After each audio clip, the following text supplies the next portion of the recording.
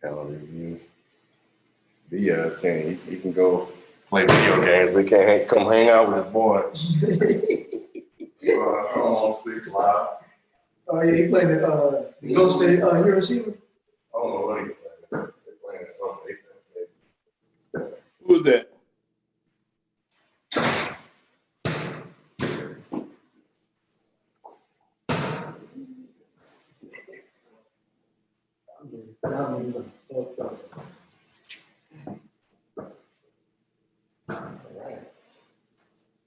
So we not doing Nah, it's just us. Oh,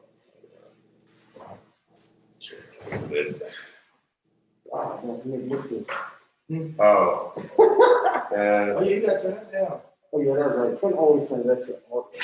That's just you to turn it on.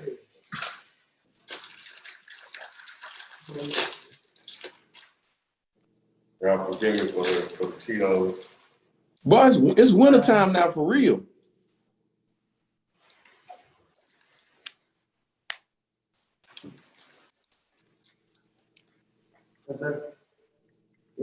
Yeah. To see my All my viewers. They got you yelling like a Simpson, but you can see. All right. Oh, audio. Something. Huh? No, y'all sound, the mics ain't on. All right. We sound low. Yeah, the mics ain't on. Yeah, we do.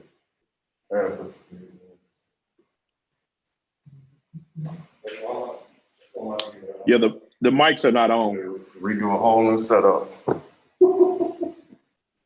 That shit brings me joy, man. It does. I get it.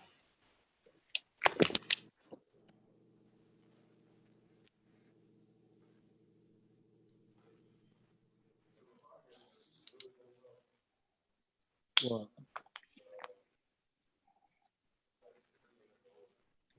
Oh yeah.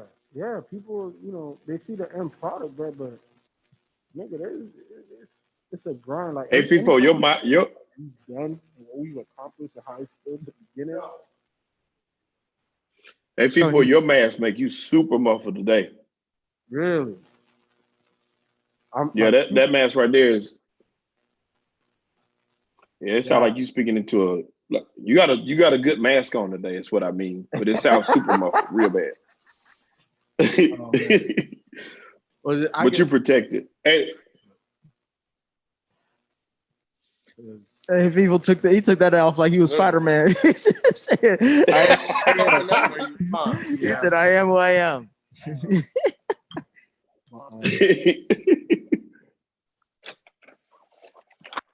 Hey, bro, you just gonna eat Cheetos?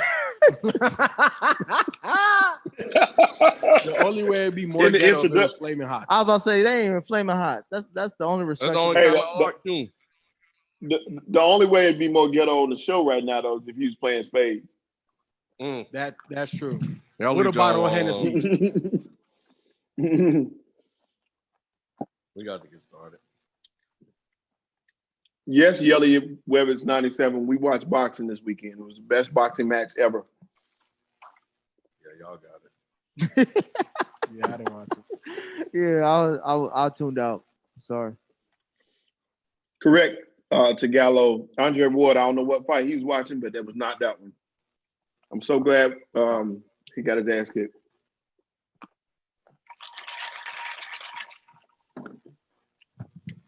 All right, so everybody here is good. All right, hey y'all, in the coming weeks, man. The last day at my job is in 2 weeks, so y'all gonna see a lot more of me, maybe. But because I want to do a whole new thing with hold on. That's you take the mask off, you already got symptoms. I want to do a whole new thing with the stream, so we'll get there. But anyway, I said all that to say thank you guys for your support and everything. It means a lot. It helps out a lot, and we appreciate it. But with you guys, we're gonna help push and elevate this show to a whole other level. I firmly believe. So anyway, let's do this. This is the place where sports opinions collide. Dead in Sports. I'm your host, Kenneth B. Inge. Joining me on the show, we got Shelton J. What's happening, fellas? How y'all doing? Good, brother. We got FIFO 24/7. What it do? And we got the man with many AKAs. We got Nikki Duce. AKA it's your boy, AKA Mr. Lead Dog of Dead End Sports, because that's what I am. You feel me? Yeah. Now you gotta give him his props. He is. Yeah, and that's why you always get shot down first. You always gotta blow out my candle, bro. Come on. Hey, people, that shirt definitely not leading no. Hey, no, you know why I'm wearing this shirt, Sheldon? Hey, this is the first of many wins. So this season, we winning the division. Oh, I didn't know y'all won. That's not saying much in the We NFC. go win the division 5-11. Hell no. I think they play my son's JV team next week. Bees at 4:30 abandoned us this week. So he's hanging out with Dead End Gaming. They're playing some video games or something, so they're pushing buttons over there on Twitch. So y'all go check them out after this show, Dead End Gaming. It's like twitch.tv/Dead End Gaming ATL, and make sure you guys subscribe. So anyway, man, let's get into the show. I figured before we get into NFL, we can start off with some lighter topics. As far as other sports, we never really talked about the Atlanta Braves being in the G playoff run. We did not. So which is crazy. I mean, obviously we in Atlanta, and some of us here are Braves fans. I am not. My Reds got knocked out by the Braves this postseason, so I could care less. But they were one game away from the World Series, bro. Hold on. You said that was some type of excitement. I'm just saying that's a big deal. You know what? It's a Georgia team, bro. So we already knew they. And they showed up. Because here's the thing: when you say one game away, you left out some important. I did leave out a big. Y'all lost 3 games straight. They were up 3. They were up 3-1. No, they was up 3-0. No. They won the Rays. They won the second. No. I think the third game. They were up. They won the second game. Yeah, they won the second. They won the third game. game. They won it. Yeah. They were up 2. They were. It didn't feel good, man, because I'm a Braves fan, and unlike the other teams, I'm not anything else in Atlanta sports wise, but I am a Braves fan because where I'm from, that's all we watch Superstation, TBS. All we can see is the Braves, so that's why I am. But the Braves had every opportunity to steal this because there's no way they should even been in there playing with the Dodgers. The Dodgers were a better team from top to bottom, but the Braves had momentum. It was just dumb errors that cost them this series. And just like the Falcons a few years ago, most of the Hawks blundering teams, it just UGA fell apart. in Bama. UGA in Bama. It just fell apart, man. It's crazy. And they had runners on second and third with no out. You know what I'm saying? And all the momentum going their way and and they batted into a double play. It just dumb stuff. Dumb base running errors. So I ain't got nothing good to say. I'm stuttering now because I'm still frustrated. I still have not recovered from that. It ain't been no fun. I was disappointed that the Astros didn't complete the 3-0 comeback. I thought that would have been dope. I thought they were gonna come back too. I did too. But anyway, back to the Braves. Yeah, I mean, everybody that watched the show, the phrase was coined here. And it resonated on Twitter. You can't trust no Georgia teams. It's a show title. Right. So if y'all hear that from elsewhere, hey, they stole it. And it happened. It played out as usual. And but I'm not mad at it because I don't really like the Braves. I shouldn't say that. We might need to work. Hey, all I know is I kept one more saying, sponsorship, Ken. Yeah, I just kept saying we got to win Game 6. I did not want that to go 7. I said Game 6 was perfect. We set it up with our ace pitcher, so we had Freed in there. had every opportunity to win that game too. Same thing happened. Base running errors. Got left third base early. What's his name? Ozuna. It just dumb stuff. It was dumb elementary stuff that was going wrong.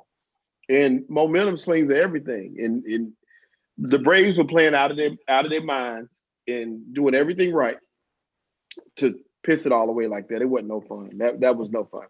Man, that home run Bellinger hit and the way he strutted, man, I love seeing stuff like that. Yeah, that hurt. Yeah, but that was a great hit. But I guess my question, what's up? I was just gonna say, and Mookie Betts out there in the outfield robbing them of 2 home runs was tremendous too. That was tremendous. Momentum was everything. Yeah. But go ahead. I'm sorry. Yeah, and I think I could just piggyback really off the Mookie Betts comment and how he's saved that series for them and looking ahead, because I think they're playing tonight, right? Yeah, I don't know. So. I'm really curious to see if they win it all, because this is their third World Series in 4 years, and they've lost them all. Will Mookie Betts be the difference in them finishing the deal? And it will be kind of dope to see the Lakers win and the Dodgers turn around and win. I don't want to see that, Ken. I don't care to see that. I mean, and one thing that we discussed in our group chat, Shelton, was whether or not they were going to pitch Kershaw in Game 7, and he never saw the field. I was hoping they would. I was hoping so. I was hoping they would put Kershaw out there so he could blow it. Because if anybody was going to blow it for them, it would have been him. Yeah. If he would have came in instead of Urias, the Braves would have won. But hey, but I tell you what else too. Out of all the baseball I watched, and I watch a lot of baseball, I didn't watch a whole lot this year, but I've watched a lot of baseball games, and I played baseball. I've never felt it so tight as I did in that Game 7. Did you feel that? I don't know if you felt it watching the game. The tension? The tension from the game. And I think John Smoltz talked about it during the game. I think he did. But he said, the difference in those games, similar to how we talk about basketball, how the game slows down in the playoffs.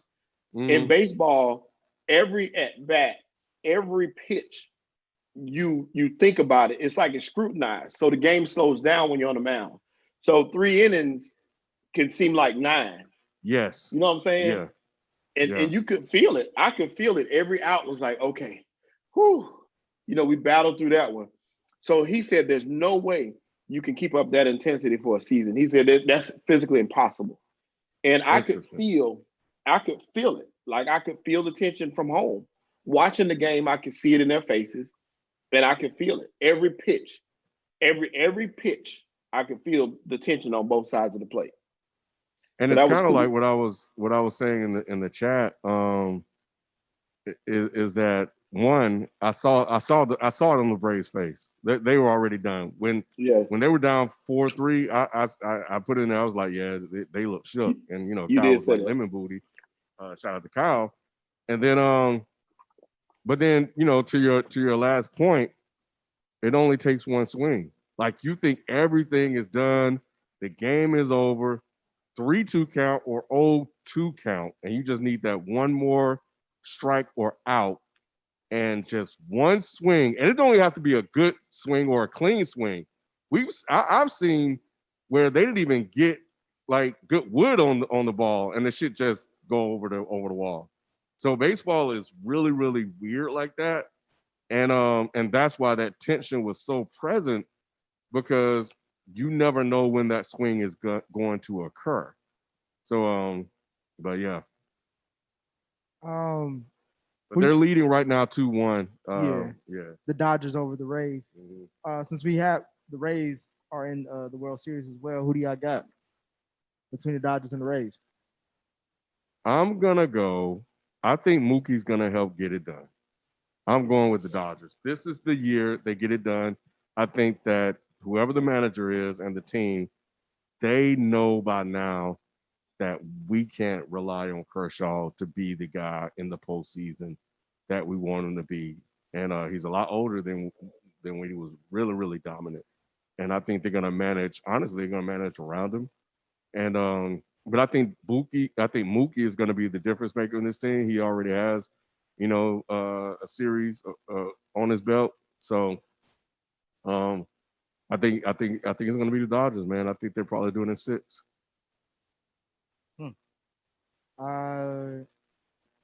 It's hard for me to pick the Dodgers, but I do agree. I do think this is their year. I'm gonna go Dodgers in 6. I want to say Dodgers in 5, but I'm gonna go Dodgers in 6. Who you got, Shelton? I'm thinking Tampa Bay, and I conventional wisdom would say the Dodgers, and I was thinking the Dodgers more too. But the only reason I would give the nod to Tampa Bay is the Dodgers are short on arms, so we got to see what those. Damn, I'm gonna drop my camera. What those like a horror movie? You saw it? we gotta see what those pitches are gonna do, man, and that's the only reason I would give the edge to Tampa Bay. So I would say Tampa in 7. I like Glasnow, man. That's my dude. But yeah, well, I guess we will. I forgot to mention this last episode, but Hall of Famer Joe Morgan, passed away. Part of the Big Red Machine, the last title that has probably been in Cincinnati for a minute, and arguably one of the best baseball teams of all time. Cincinnati Reds legend, so I had to give him a shout out, Joe Morgan. Shout out to him. So let's move on to some NBA. We got some NBA news coming up since it's off season, but we still got a lot of coaching. And we want to welcome back to the show FIFO 24/7. Thank you. Thank you. I was waiting. For the Pacers found a new head coach, former Raptors assistant coach Nate Bjork Green, is now the head coach for the Indiana Pacers. That is interesting. We'll see how that goes. Is he black or white? I couldn't tell. He is like a Sims character, my player color. I couldn't. Yeah, I don't think he's black. All right, so I was about to say we got another brother in the league, possibly. I don't know. He could be, he could have that Patty Mahomes complexion. But the biggest hire, I would say, of the offseason so far is not really a big surprise. Ty Lue to the Clippers as head coach. Is that a good move or a bad move? I think it's a good move. I think one of the first things that people kind of questioned regarding Ty Lue, especially when he took over in Cleveland, was how, they questioned everything. He was never a head coach before then. And one of the biggest things that made him successful was the fact that he was able to hold LeBron James accountable in film study and practice and stuff like that. And you got to be able to call out your best players, because obviously your best players typically are going to lead by example. But sometimes they don't want to get scrutinized. They don't want to be coached. And the greatest ones want to be coached. And the greatest coaches know how to push those buttons. And I'm not saying that Ty Lue is one of the greatest coaches, but he is a championship coach. And he's going to hold those guys accountable. I think all year the Clippers had this haze over them that they were going to be the champs regardless. And obviously they lost to Denver. That chopped them down, and Ty Lue got to chop them down and rebuild them back up. And I think that he can do that. Obviously, because he is a championship head coach, he comes in there with a lot of clout. I've won. So the same way y'all loved and listened to Doc, you got to love and listen to me. Obviously, he's going to have a different approach. But how much better can you have done outside of Ty Lue? Where was Ty Lue last year, Fivo? With the Clippers. So you think he would have more clout as a head coach than he did being there as an assistant? Because did they listen to him last year? Yeah, because at the end of the day, man, the head coach has final say, regardless of whatever the assistant does. And then because he has that reverence for Doc Rivers, Ty Lue wouldn't be the coach he is if it wasn't for Doc, right? Doc gave him that opportunity in Boston, and obviously he's followed him here and there, and obviously that's one of his mentors. But at the end of the day, when you're the head coach and you got that title, you got that clout and the backing from ownership, when you say something, it comes with a different weight attached to it. I think that's interesting, and that'll be yet to be seen, because maybe like I wasn't in the seen it already. Room. What do you mean? He did the same thing. He took over an incumbent head coach and turn that around. Did he not? Did they not play better for Ty Lue than they did David Blatt? They did, and I attribute a lot of that to LeBron. Though we gonna really get to see how much of that was Ty Lue. I'm not saying that he doesn't deserve credit for that, but that could have been LeBron saying, "All right, man, we're gonna play because I got who I want." You know what I'm saying? Why would he And the say Clippers- it with the coaching? What would like? You say you attribute a lot of it to LeBron, but LeBron was on the team when the previous coach was there. So why? Because it's still his regime, and I don't know if if you've ever had a leadership change, the leader of the team can come to you and say, "All right, we ain't playing no more. Let's get it right because it's my guy." So it's still more LeBron's leadership and his guidance just as much as it was Ty Lue coming in. Because are you saying that based off of because LeBron took David Blatt to the finals too?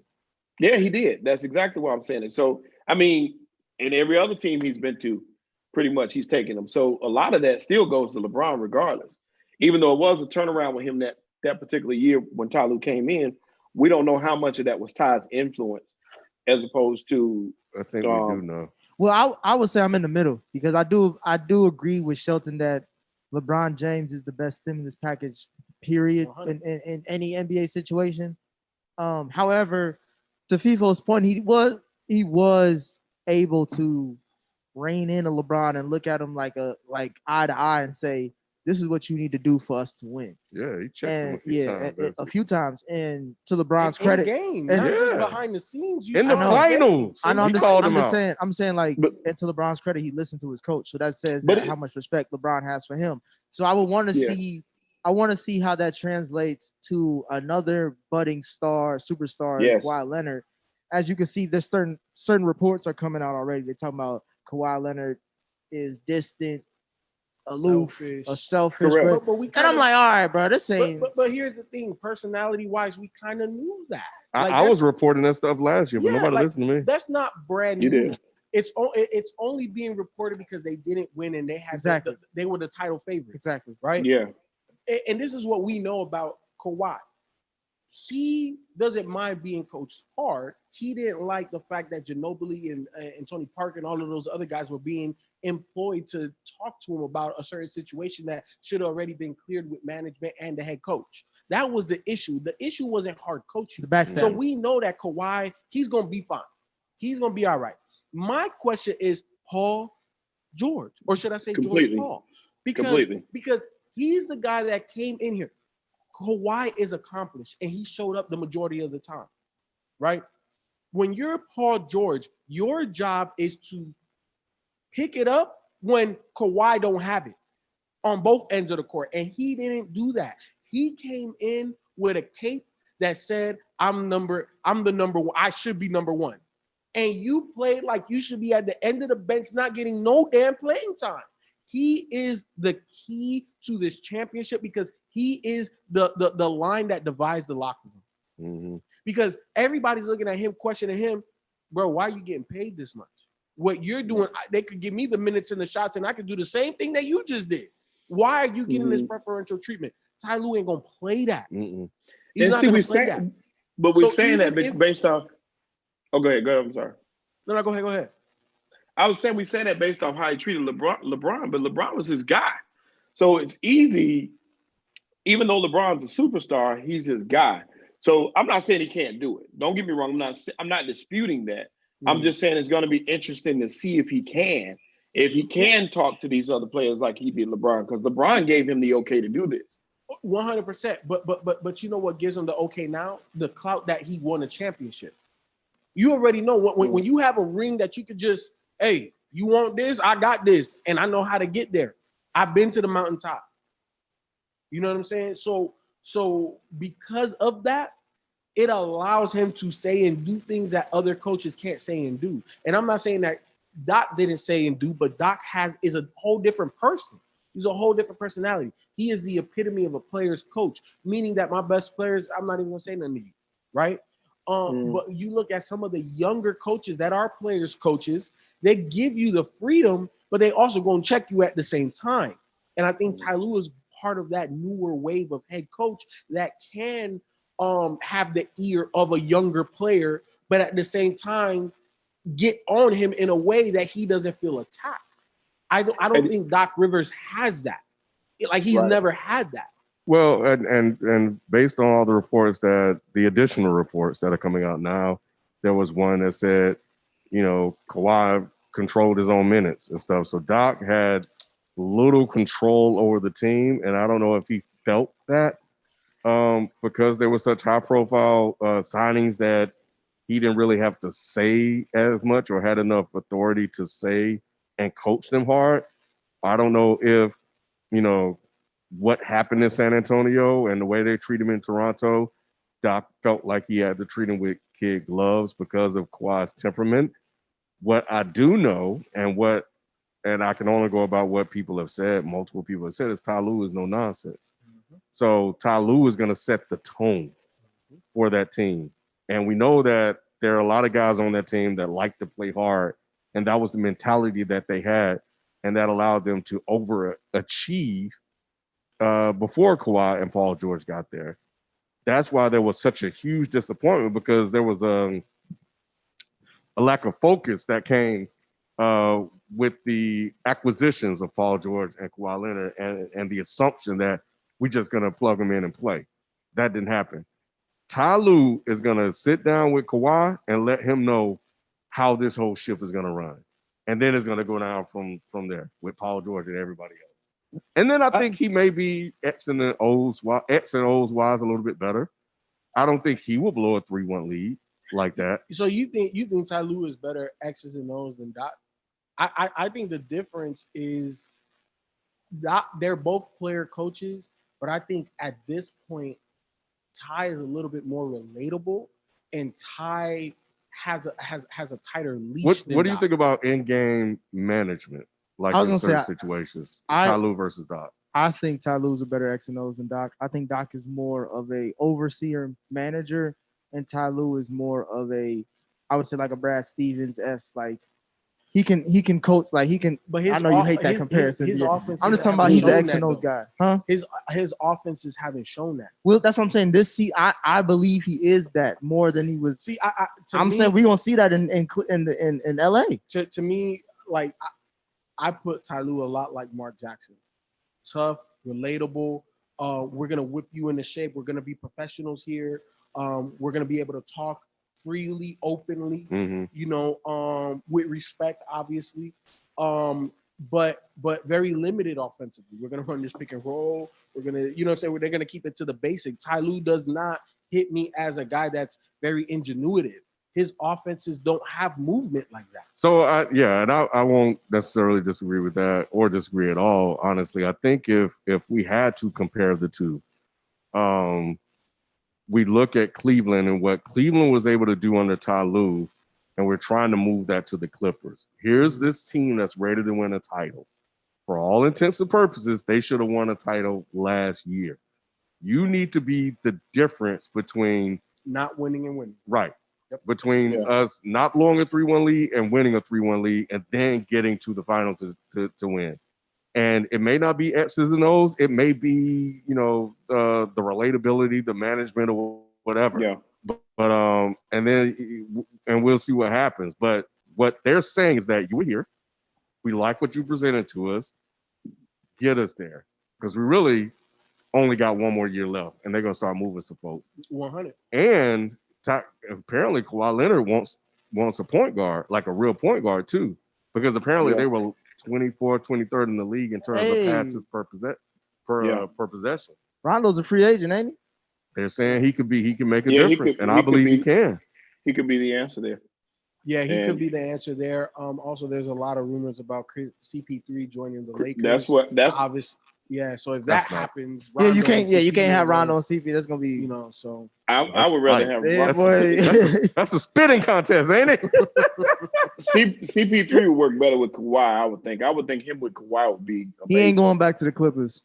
I don't think so either, but I would love to see him on that team. That would be amazing. My brother made an interesting point to me too. He said that Doc is a Ty Lue mentor.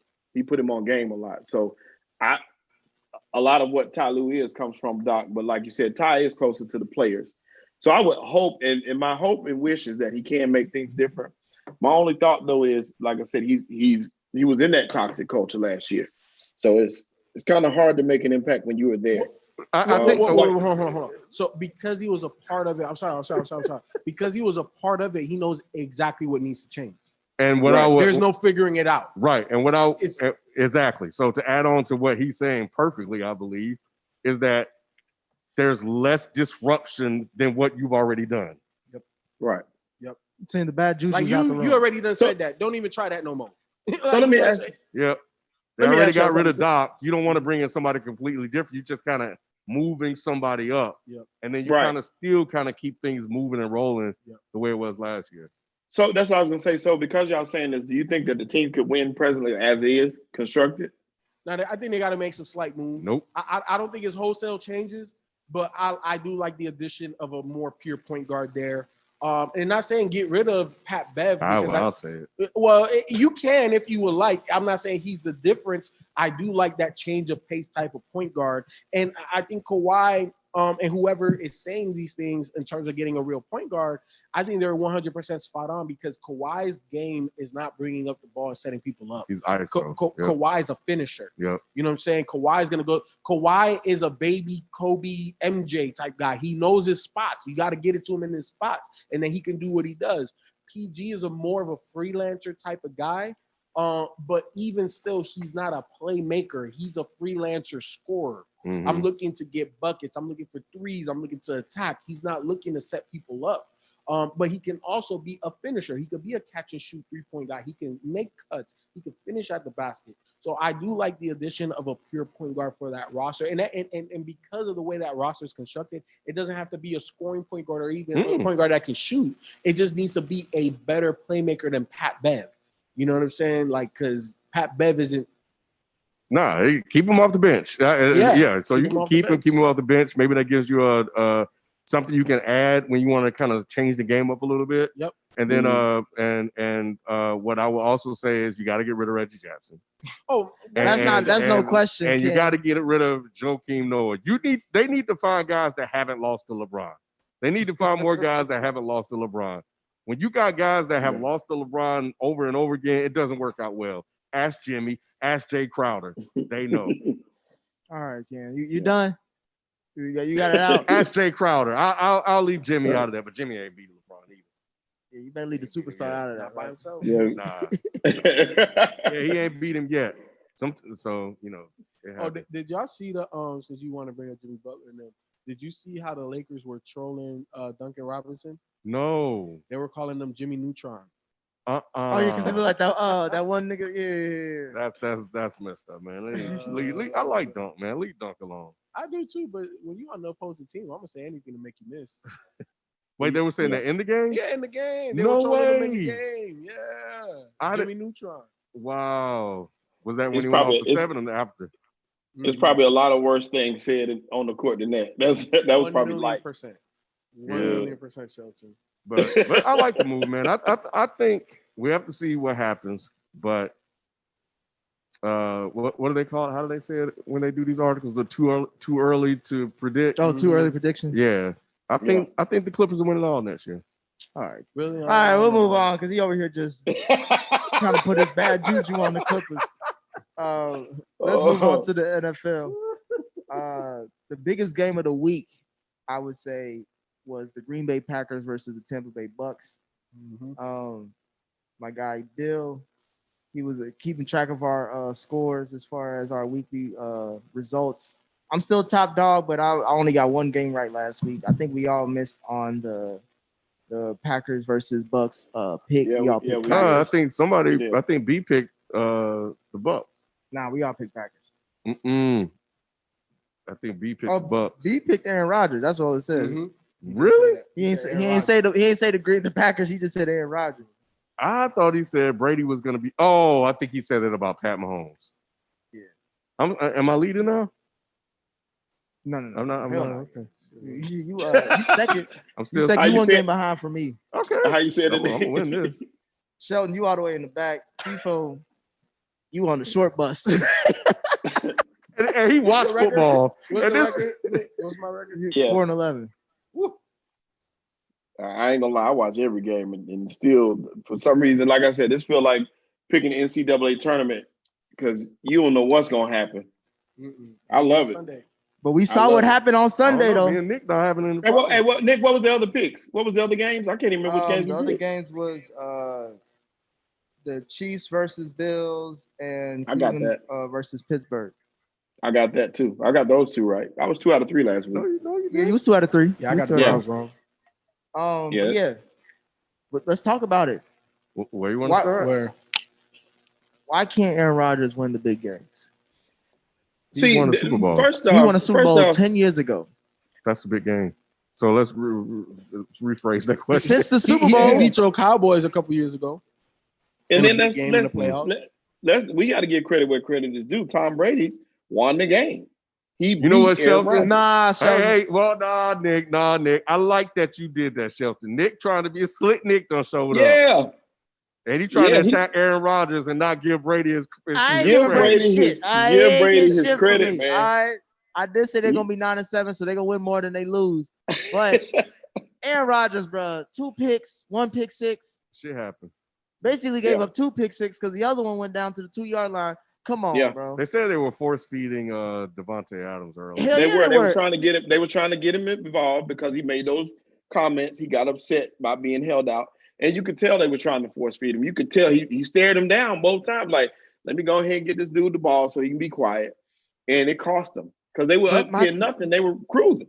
They was up 10-0. This motherfucker did the Key and Peele thrust in the end zone. I'm thinking, oh shit, Aaron Rodgers about to go off. Dang. They was up 10, bro. They didn't score 10-0 with the ball. They didn't score a point after that. Yeah, I saw. I didn't watch any of the games. And Cowherd, I think, brought this up. Somebody brought this up. You know, Cowherd hate Brady and Baker. Those are his favorite 2 targets.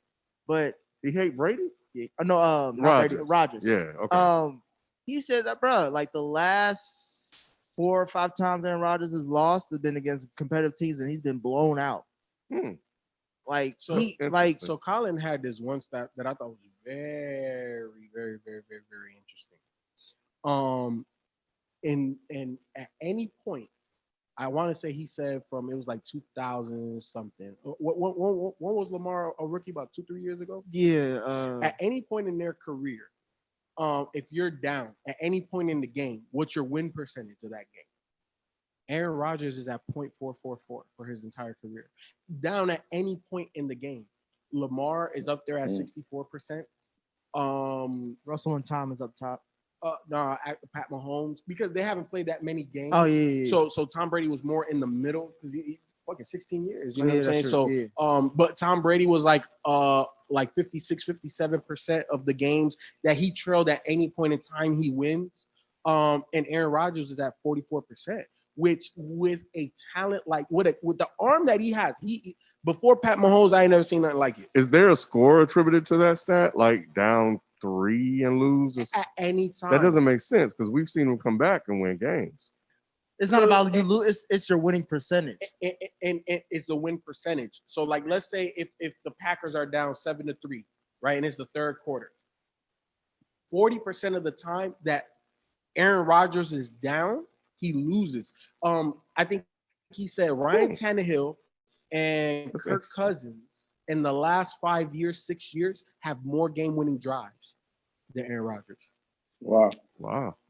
Aaron Rodgers has not had a lot of game-winning drives in the. Why does it feel like he has though? Because he blows out. Because I was gonna say he jumps out in front a lot. So exactly. No. I get that, but why does it feel like he's had more game-winning drives than he actually has? Because you know what, the ones that he has are so iconic and memorable that it feels like it holds more weight. But he doesn't have the volume that other people do. Because what was it one season he threw 2 Hail Marys in the season to win? Right. So is that a detriment though? Yeah. So because part of being one of the greatest to ever do it means that it doesn't matter what position I'm in, we're always in it. Remember when Peyton Manning came back from 28 in the fourth quarter against Tampa Bay? Iconic moment. If he doesn't do that, you diminish the title of being the best quarterback. I guess. Well, Ken- what's the percentage of him winning while ahead I was just saying, like, of course, to kind of balance it off? I was Yeah. like, you remember when Danny Downs was behind Right. he came back, boy. Hey, you know what I'm saying? You see greatness. That stick out to me every time I see the kid. Oh man. Yeah, Hey, when he wake up in the morning, he behind. Yeah, he doesn't lead a lot of comeback drives. Okay. That's what I'm saying. Like, I think a lot of people, I think we all said like Russell Wilson's most likely going to win the MVP, right? Oh yeah, Best- a lot of people were Best quarterback in the NFL. Yeah. a lot of people were saying Aaron Rodgers got something to say about that. But then when you really break down against these teams that he's been beaten versus like to me, what sticks out is last year is he faced the 49ers twice. And it was the same fucking result. It was a blowout loss, and you on your ass. But that wasn't all him. In the roster, you saw the roster difference. Yeah. Like the Packers were a very empty 13-3. But I'm gonna say this: like, were they a better team than the Seahawks that year? This past year? The Packers? Yes. Nah. No, Oh wait. not defensively. Not defensively, I don't know. not schematically either. I definitely think they had some more offensive talent overall, better running back. Obviously, quarterbacks cancel each other out. Would you say better receiver? Because Metcalf was just a rookie then. Yeah, He was balling though. but he was balling. And then also Josh Gordon. He played last season with him. Josh Gordon. Like I think Seattle had more talent on the outside than Green Bay did, like per volume, not necessarily like better, because Devontae Adams is better than any wide receiver they got, but they have more quality guys. But as an than Green Bay overall does. team, you would say you would lean towards the Packers. Well, the far as the better Packers had team. Randall Cobb. They had who else did they have? They had Randall Cobb and somebody else out there. They had a couple of receivers last year too. They didn't have Randall Cobb last year. Randall Cobb was with Dallas last year. He was with Dallas last year. I asked that question. Right. I asked that was question because Seattle, even though of course they face San Francisco twice a year, they know them well. Those games were competitive with a lesser team, like you said, lesser schematically. But that defense, though, that Seattle has, even though it's no longer the Legion of Boom, they still play with a level of ferocity that it's part of the culture. And then you have Bobby Wagner. So he, even though it's one guy, he changes a lot. You know, so especially in the middle of your defense like that, you like to use it a linebacker in Madden, so you know what the hell it is.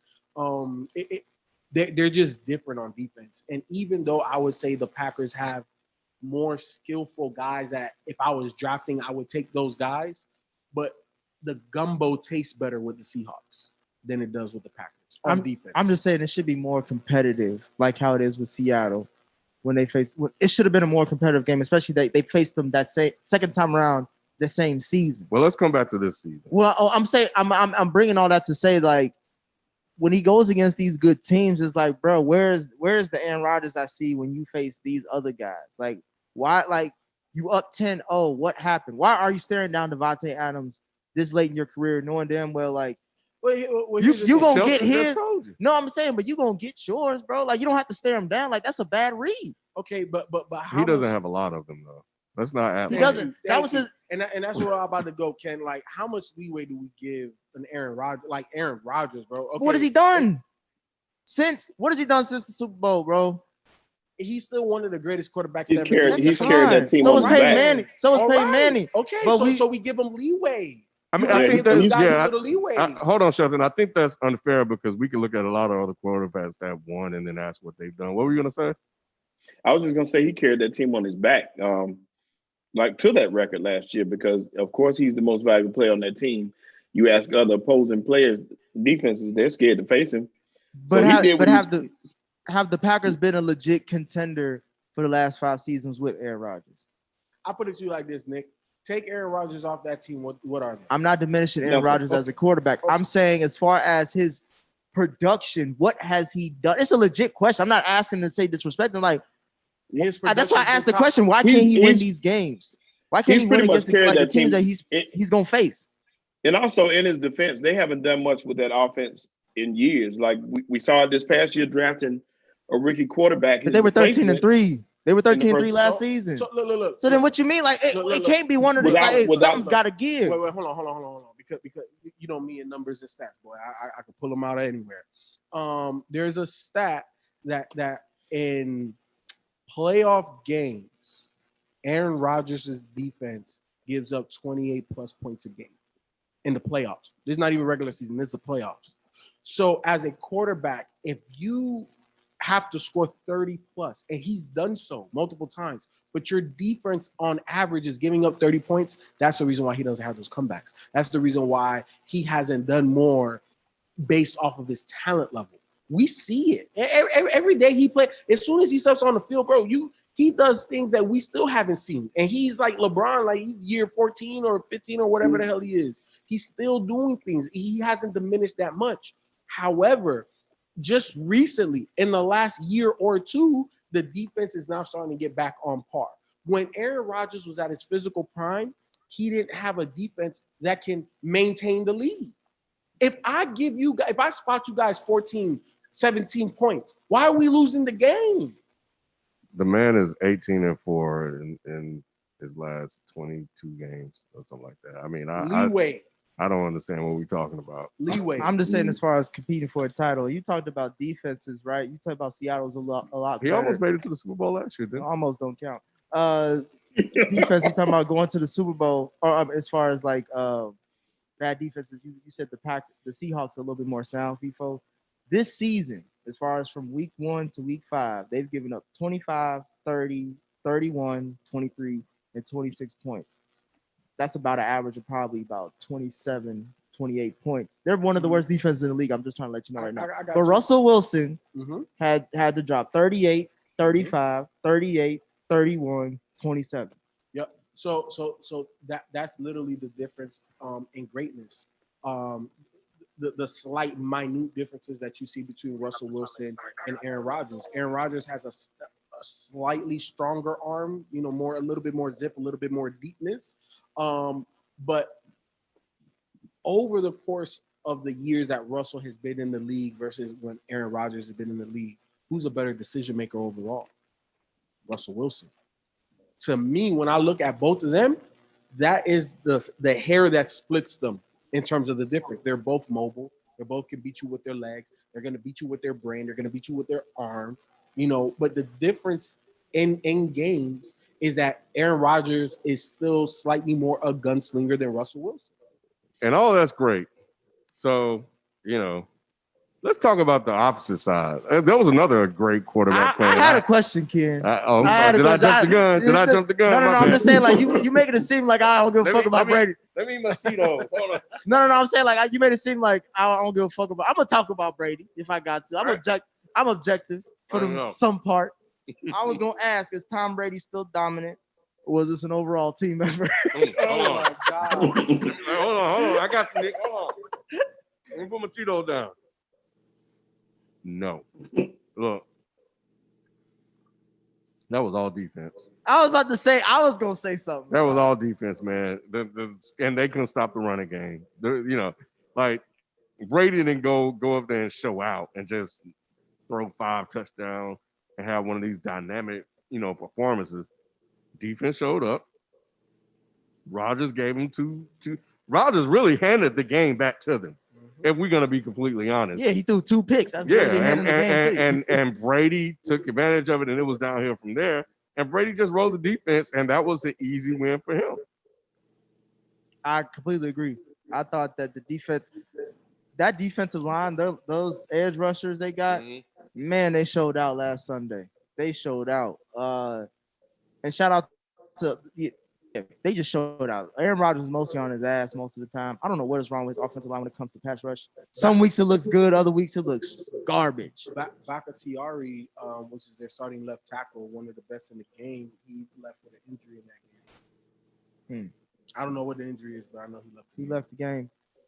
Something is Aaron Rodgers after the game was like, I'm glad we got this ass whooping and humbled us. Yeah. Reset shit. Sounds familiar, huh? That's Madden. All right. We talking about NFL. All right. No, but come on, Nick. Like it came. But how many losses is it gonna take for us to be like, all right?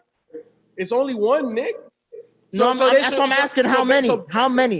That's what I'm saying. Like, how many losses is it gonna take as far as these type of losses where Aaron Rodgers is faced against a playoff caliber team that could potentially face to go for the title he loses handedly. They're gonna lose 3 to 5 games this year. That's. But if those are all playoff teams, does that not stand out to you? to a degree, but context. What does it? So look what are you like? trying to say though? All I'm trying to say is Aaron Rodgers ain't as good as we think he is right now. He is really good. He's still top 5 in the league, maybe top 8 definitely. But like you said, Russell Wilson has now surpassed him. Like he's now behind the 8 ball by at least 2, maybe even 3 quarterbacks, right? No. He's not. So Pat, you picking Patty Mahomes over him, right? Yeah. You picking Russell Wilson over him, right? Yep. That's 2. That's it. I'm just saying That's I'm it? saying there's one more that could be coming What? up. Nick, open your mouth to tell me. Russell Wilson, outside Patrick of Mahomes. Pat Mahomes and Russell Wilson, bro. Number 3 is Aaron Rodgers. Tell me, That's make an argument. Ryan Tannehill. Hey, they balling though, bro. You ain't No, lying. they balling, but I'm come on. just saying. No, but I'm just saying, like Aaron Rodgers is the 3rd best quarterback in the league. Yeah. Mhm. He don't have no room for error like that because these other teams. Like how you even put that in the same sentence? What do you mean? He doesn't have room for. He's trying to win a title, right? Oh shit. He's trying to win a title, right? I never heard a quarterback being ranked 3rd as being bad. I'm That's not a saying bad thing. I'm not saying it's bad. I'm saying the sense of urgency, the focus that I would think he would have. He's not really showcasing that in these games It's because I would one think he game. should win at least one of these games, right? But Nick, he's 4-1. He's already won 4. He's won 4 games this season. If they're on this pace, bro, they're gonna be a 15 win. That's fine with the regular season. I'm talking win team. I'm talking Patrick about Mahomes the is playoffs. 4-1. I'm talking about the playoffs. Patty Mahomes just won a Super Bowl. He has the least pressure on him right now. So he caught up with Brady. No. Whoa. That's a damn good question. Who got more pressure, Aaron Rodgers or Pat Mahomes? Pat Mahomes got all. Aaron Mahomes fucking got- Rodgers. Hell no. Aaron No, fucking no, sir. Rodgers. Are you You know why? serious? No. No, sir. Because Aaron Rodgers' legacy is already cemented. Right. Whether he wins or not. Pat Mahomes' shit is in the balance. Are Correct. you going and obviously nobody here thinks that Pat Mahomes is gonna bust out, but Mm-mm. are you gonna beat Aaron Rodgers? I'm Are you only asking, gonna get one? this right now. Career-wise, has Patty Mahomes accomplished everything Aaron Rodgers has accomplished in his whole career? Yes, and it's No. possible Okay. that Pat Mahomes stops here. It's possible he stops It's here. possible, but All right. how you gonna say it's possible for Pat Mahomes to stop here, but you're looking forward to He's Aaron talking about Rodgers an injury. projecting down the line with him No. this year? No. I'm just asking. I'm not projecting down the line. What I'm saying is, You is said that- by on this pace he's able to do this. Okay, on No, Patty's pace he's able to do this. What I'm saying is, Aaron Rodgers could wake up just like Andrew Luck did and say, "I'm not playing no more," and he's a That's first any ballot given Hall of Sunday. That's any. He's a first ballot answer Hall of I'll Famer. answer that Pat for you, Mahomes is no Opie. first ballot Hall of Famer. He's a first yet. ballot Hall of Famer. Not Hell right no. now. Not right Yeah, now. the first ballot Hall of Famer. Get out of No. here. No. Terrell No. Davis went in for 2 good seasons, but Patty Mahomes can't get in with an MVP in the Super Bowl. Nope. Not Hey, Not let me first answer that ballot. question for you. All the pressure's on Pat Mahomes because everybody, including y'all and myself, we expect perfection from Pat Mahomes. We don't expect perfection. We expect Aaron Rodgers to be, like you said, his legend is cemented. He's already done it. We expect him to be great. But Patrick Mahomes, we expect perfection.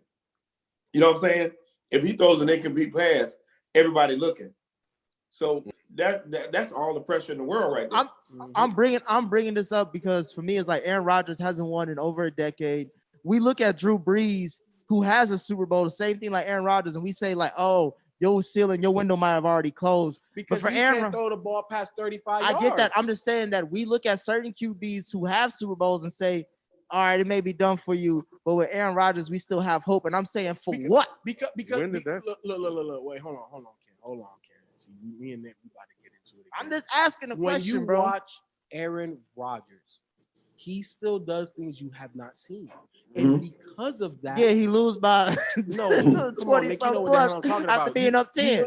Different arm angles, velocity on the ball. Like last week, he had a throw where he threw it like to the heavens, and, That's fine. and it just dropped. There's not many players that can do that. Does And that win you because- games? Wait, hold on. It does win you games. 13-3 last season. It does win you games. It may not win you a championship, but it wins you games. And because you win so many games, your legacy is cemented. And the reason why we still have expectations on an Aaron Rodgers versus Drew Brees cannot throw 35 yards. Aaron Rodgers could throw 35 yards behind the back, bro. What is we talking about? That's the reason why Aaron Rodgers still has expectations, because physically he can still compete at an elite level. Pat Mahomes has more pressure because he already came out of his mouth saying, I want to be the GOAT. I want to win. How many is it? 6? So I got to win 7. He put the pressure on himself. And then on top of that, his greatness commands it. When you are great, perfection or seeking perfection is commanded by you. Listen to what MJ said in his whole documentary. He knew that every night I came out here, it might be the first time you watch me, I got to play my best game. I may not play my best game because I'm human, right? But at the end of the day, when you have that type of talent level, you have to give it your all. And Pat Mahomes is at the beginning of his journey. Everybody's looking at him, just like Shelton said. Oh, that he over. So no one's looking at Aaron Rodgers? Not under the same microscope. Not When are like we gonna that. start looking at Drew Brees? When are we gonna start looking at Drew I thought we Brees? already Oh, he did. need to go. I It's thought a we already. wrap. I thought he did when he already said that goofy shit this past summer. No. I'm talking about for his play. Yeah, to me, it's a wrap. Yeah, I thought. Because it don't sound like people are doing. I mean, when I started bringing it up, people looked at me like I'm crazy. When? This season? Or? Because last season and the season before, Nick I'm was not picking on to going. win the Super You know Bowl. what? You know what? I'm I ain't not picking gonna to win the say Super Bowl. I disagree. You picked him to go. Go ahead, Shelton. I disagree. I don't think it's a wrap on Drew Brees just yet. I think it's worth noting and watching. But when Michael Thomas comes back, if he's still playing the way he's been looking, then I'll be a lot more skeptical. But the man's still winning games. I think Mike Thomas and Drew Brees beefing. Man, Drew Brees could be. will not finish the season. It's possible. Jameis Winston gonna finish the season. You know what, Shelton? To your point, though, It's going to take. I think when you are such a great player and you're in your older years, you can get through just off of knowledge of game. What are you gonna do to Drew Brees he hasn't seen before? Right. You can't. So he can win games just based off of that. Physically, he just don't have it. Right, and I'm glad you brought that up because we see after week 8 or what 8 games in, like Brady, he starts to go downhill. Aaron Rodgers you don't see much of a physical drop off with him as the season goes on. But with Brady and Brees, them dudes struggle, bro. Yeah, because they old as shit now. They in the 40s. Oh, white man break Brees down up there? quick. Oh, white man. I mean, Brady's up there too, ain't he? No, he like 42. Brady's the oldest. I mean, Rodgers. He's not 40 though. Rodgers is like 30. 35, Rodgers ain't 40 yet? 36. He like 30. He that young? Yeah, he like my age. Damn. All I'm saying is the Packers on watch for me this season. If they don't win the title this year, they ain't shit after that. I mean, one of they drafted Jordan Love. That's why I'm getting to that point like, oh, this is why they drafted Jordan Love. I ain't saying Jordan Love is going to come in and be Aaron Rodgers. I'm just saying like, yeah, put it this way, Nick. Wow. In the case of the Packers, 100%, if they're not winning, it's not the quarterback's fault. They have other areas to address. Period. No matter. And some teams you can look at. We're gonna talk about the Browns. I hope they can look at the quarterback. In the case of the Packers, if they lose anything, they cannot blame it on the quarterback. Even the game Sunday, you can't blame it on him. You know what I'm saying? They have other issues. those 2 picks, you can't blame it on the quarter. All right, let's go. I guess we let me move on. He owns that one. Yeah. Come on. That's just a bad game on Aaron. And again, that's why I always throw the human factor into there. Like, you're not every game you cannot have your best game. There's gonna be games where either you're out of it mentally. It could be that Aaron Rodgers checked out. It could be a myriad of reasons. But at the end of the day, you already know out of 16 games that Aaron Rodgers is going to play, he's going to bring his A1 13 or 14 of them games.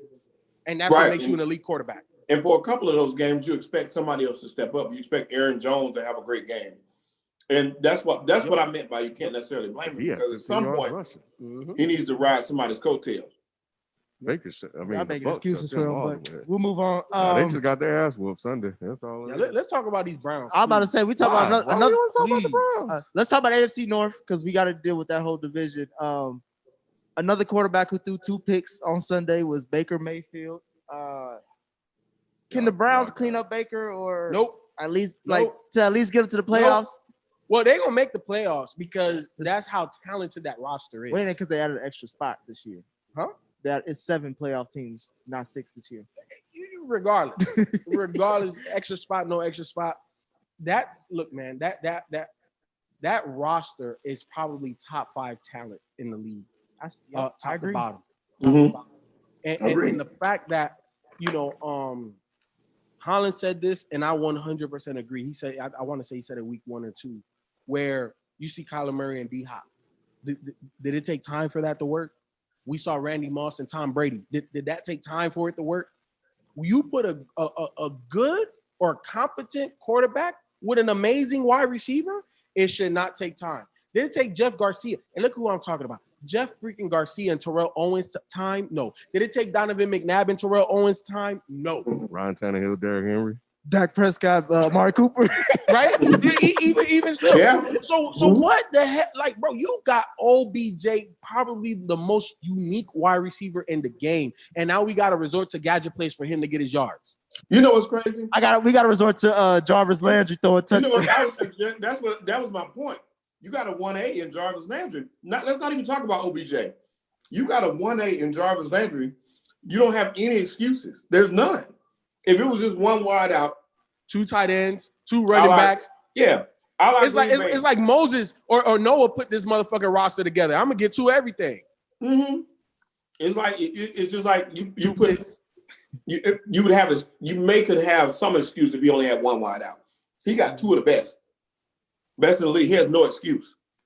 And those interceptions were terrible balls. It wasn't nothing but him, and just horrible decision making. The games that they won, people say, what are they, 4-2? Yeah, 4-2. Ran the heck out of the ball in the games that they won. All they did was ran the ball. Period. Mm-hmm. He threw but it's funny. These 2 losses come within the same division. And it's damn near the same score. That's blown out by the Ravens and blown out by the Steelers. Those teams are going to force you to throw the ball. Right. You can't just run. You're not going to run up the gut against Pittsburgh nor Baltimore. No, sir. That's why. But like you said, Sheldon, I was looking at that game. The reads. I'm like, bruh, if this was Madden, I easily could see what's his name? Fitzpatrick or Mika. Yeah, Mika Fitzpatrick coming down like, bruh, that was an easy pick 6. Yeah, on that pick 6, that was a cover 1 robber. And he was the robber. And he read Baker's eyes the whole way and just said, thank you. And then that was such a bad play. Yeah. And that second pick where he just literally threw it to a group of Steelers. Like somebody was like, all right, who want this pick?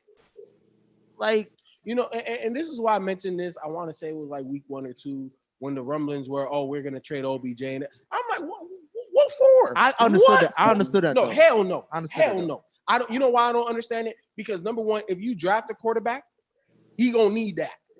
Yeah. He going to need OBJ. No, but and then if you get a quarterback in free agency, he going to need OBJ. What the hell are you trading OBJ for? The problem is Baker. Baker's complete problem. But you can't give up. They're not going to give up on. They'll give up on OBJ before they give up on. Hell Baker. No, that's just the value of a number 1 pick. Baker's done. No, I'm not saying he's not done. They're going to give up on him. Baker is baked. I agree. Just like your boy. You held on for the longest, but just like your boy Trubisky in Chicago, bro, it's a wrap for him, dog. What you gonna say, Shelton? Hey, I'm fucking with one. Baker is done. Baker is baked, and it is. He was saving that one. He was waiting. It went through all 4 of us. It went through us 3. So I thought FIFA was gonna do something first. He was like, "This is a baked potato on this." Yeah, it is, man. Hey, it's a wrap. The best thing that Baker does, man, is the play action pass.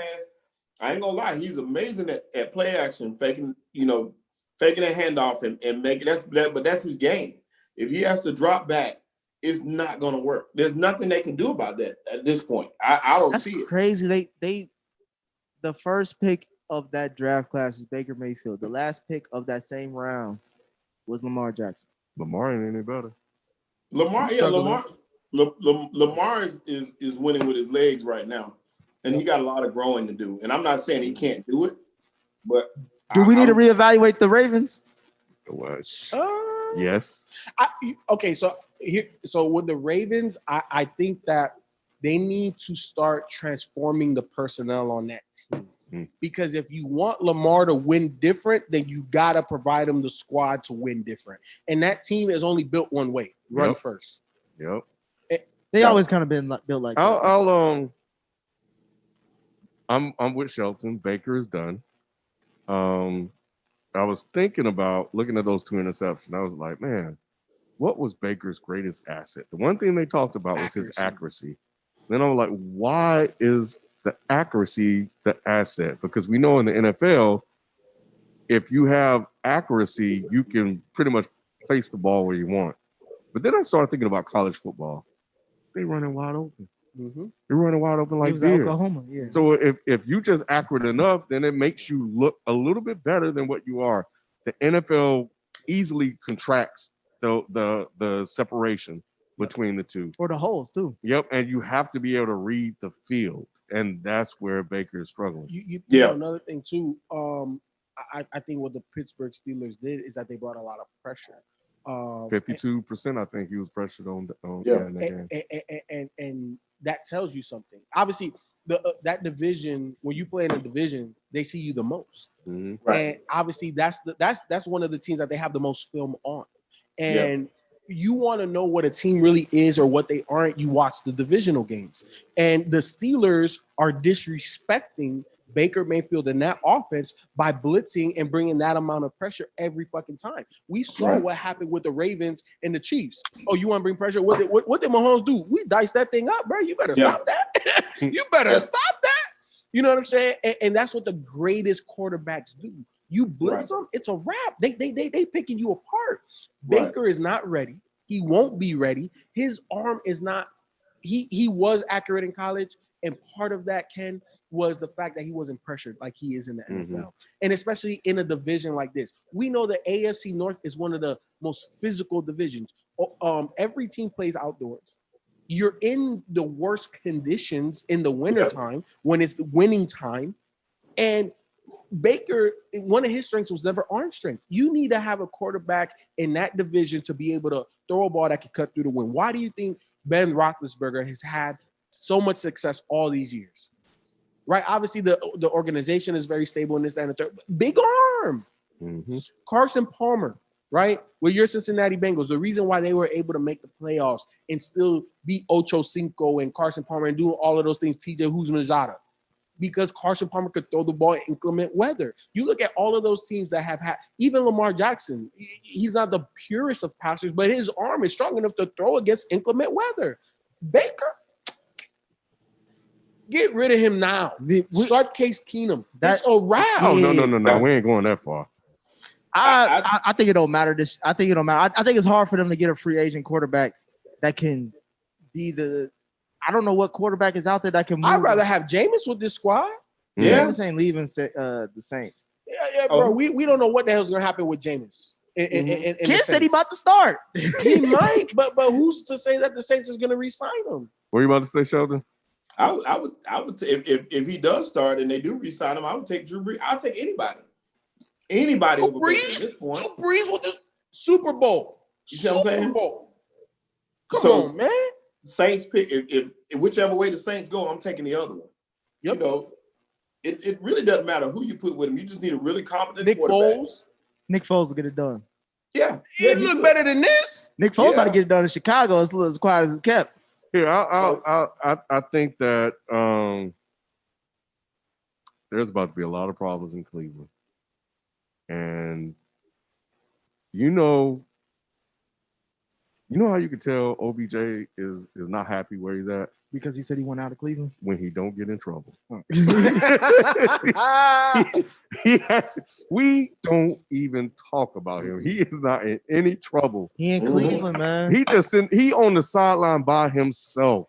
He is being quiet because he wants out. And he knows his reputation has been tarnished by the media. He's been irrelevant. And he's trying to repair that by being on his P's and Q's so another organization can take a chance on him. He could be trying to go to New England. Well, you know where he needs to go? And the team we need to talk about? He need to go to Pittsburgh. Y'all need to start respecting my man, Devin Bush. I hope you get better, man. I heard you saw your ACL. I hated that. I hate seeing that. I think I may have said on this show that Pittsburgh was going to beat the shit out of the Browns. You did. And they beat the shit out of the Browns. This really man is 5-0. I am a man that like to look at the quality of competition. I know it's not great. Yeah. But Cleveland is the best team they beat. Yeah, Cleveland is the best team that they beat. But I was gonna say the Steelers record, they beat some bums. They beat some bums. But you know what? You need to be able to beat those bums. You have to beat the bums. And now you take care of the easy wins. You build a 5-0 fast start. And now when you get into those tougher games, you know, if you Tomlin, you had a chance to work out the defense and figure out the offense and stuff like that. And then when you get in those other games, then you see what happens from there. But the man is 5-0. He's a black coach. We need to give him his respect, and that's it. Shout out to Tomlin. Yeah, I had a question. It was like, is Mike Tomlin the coach of the year at this point in the season? Right now, through 5-6 games, yeah. I would say it's between him and Mike Vrabel. Yeah, it's between him and Vrabel. Vrabel.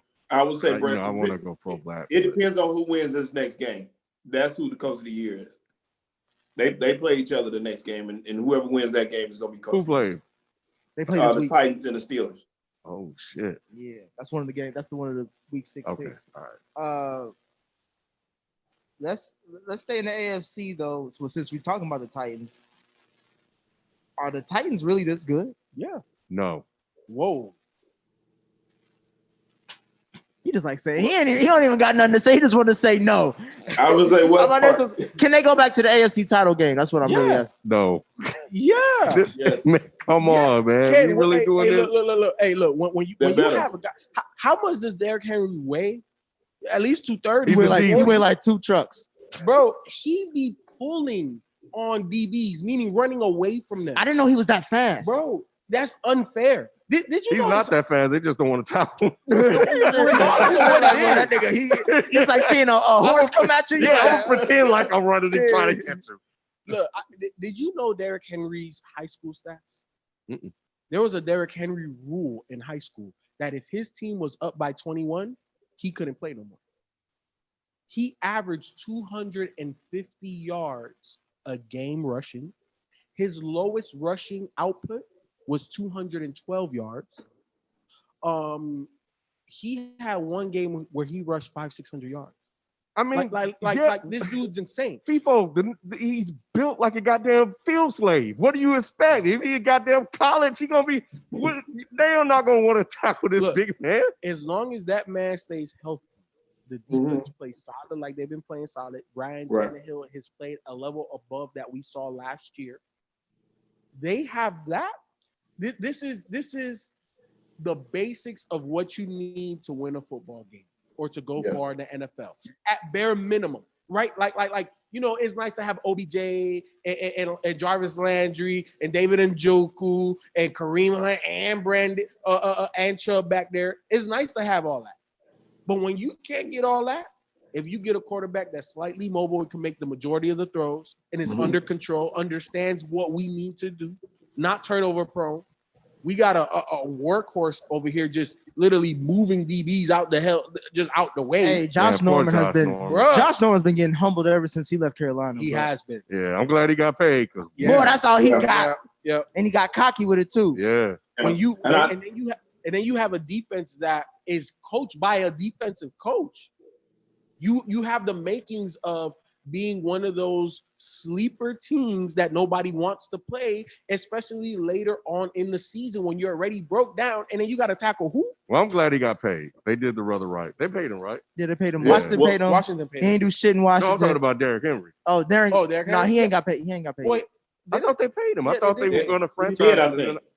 Oh, I didn't think they paid him I yet. thought they gave him did. his money, but I could be wrong. I know they gave Because Tannehill. I know it was such a rare occurrence for running backs to typically get paid. Well, while people are going to fact check us on that, I think it's great what they're doing. I think is awesome. Congratulations on Derrick Henry. He could have been another one of those Alabama backs that came in the league that don't amount to shit, or the league 4-year, $50 million. Okay, yeah. Yeah, they gave him that bullshit ass deal. Yeah, you wouldn't take 50 million? Patrick Didn't Mahomes reset got the 500. So why? I mean, Yeah, he got paid, but shit, give me Zeke money. Hey, let me say this about that game though. Took you further than Zeke did. Yeah, Sunday. I don't know if y'all watched that game, but they really should have lost that game, to be honest. If They did, Romeo yeah. hadn't went for 2, we'd be having a different conversation because Houston actually outplayed them and should have won that game. And shout out to Raheem Morris taking over the Houston Texans. no, Young. the Falcons. Falcons. You mean Romeo Cornell? Romeo Cornell probably just cost himself a chance at coaching. Like, you have a chance to go up 8 and you don't take that? It's on. No, if the 2-point conversion worked, he would have won the game. Because that touchdown that Tennessee had wouldn't have mattered because they still would have been up by 1. That touchdown tied the I game thought OT. the Texans were up 7 when they scored, and the extra point would have put them up 8. No, they were up. They were Six. yeah, they were up 7 when they scored. Extra point would have put them up 8, but they went for 2 to put them up. He wanted to be up 9 to put it out of reach, but he should have just taken the 8. Stupid. I think you have a higher chance of stopping the 2-point conversion, right? If they scored. I mean, it's just. But I mean, I didn't mind it because Deshaun almost got it off. Like it was a. Don't matter, Nick. You can't. And when a game in the balance like that, to go up 8 is significant. 9, okay, like it would have put the game away, but 8 damn near puts the game away. It was just it was bad, man. It was bad, but I was disappointed to see that because he wasted my man Watson. Watson was balling, but like Watson got off, man. Yeah, but no, man. Like I just don't believe in the Titans. I love everything. It's Tannehill, man. It's Tannehill. Vrabel's a great coach, but once Henry's out of that backfield, 100%. It's a wrap. It's a wrap. But we'll find out. They know the engine that drives that team is not Tannehill, but you need Tannehill. That offense, everything that Tennessee does is hinged upon Derrick Henry. I saw an article on his backup though. I don't know what his backup's name is, but they said he's pretty good, and he would get. It's like McNichols or McKinney or something like that. What I don't know what his name is, but I didn't even. Number 28 though, right? Yeah, but they said that he's pretty good, and if he was somewhere else, he'd get more touches. And they were saying that if he does get more touches, you see him flash.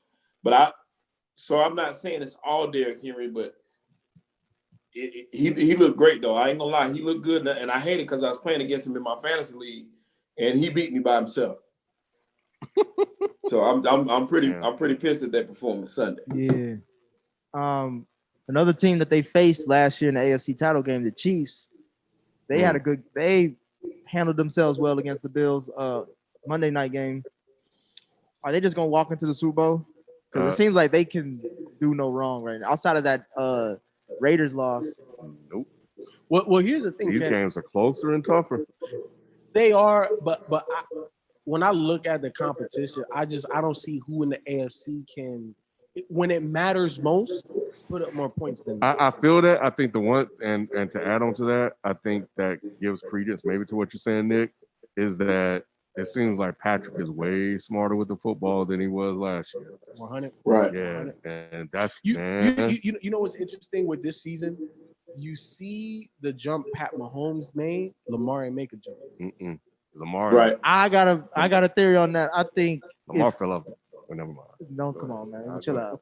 Yeah, Lamar, John Harbaugh will be fired after this season if they get bounced out of the first round. I agree. Yeah, because Lamar keeps winning games for him. Yeah, because he has a ridiculous record. He's like 21-4 against everybody else, but against Pat Mahomes and when he down.